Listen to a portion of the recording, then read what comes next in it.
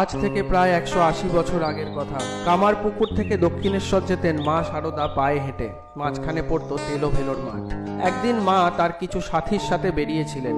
শুরুতেই মা বলে দেন যে আমার আজকে শরীরটা ভালো নেই, তোমরা এগিয়ে গিয়ে তারকেশ্বরে গিয়ে ওঠো, আমি একা একাই পৌঁছে যাব। মা যখন হাঁটতে শুরু করে এবং তেলোভেলোর মাঠে এসে পৌঁছায়, তখন মায়ের পায়ে একটু ব্যথা করতে শুরু করে।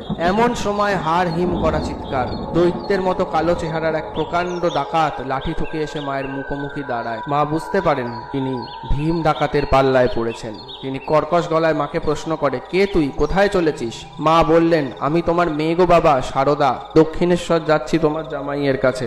বিচলিত না হওয়া গলায় মায়ের এমন উত্তর শুনে মন গলে গেল ডাকাতের, এবং হঠাৎ এক অলৌকিক আলোতে ভরে যায় তেলোভেলোর মাঠ। এবং ডাকাত ও মা শারদা দুজনেই অনুভব করলেন যে মা কালী সেখানে এসে দাঁড়িয়েছেন। তখন ডাকাত সর্দার ভীম এসে মায়ের হাত পা ধরেন এবং মা বলে, সঙ্গীরা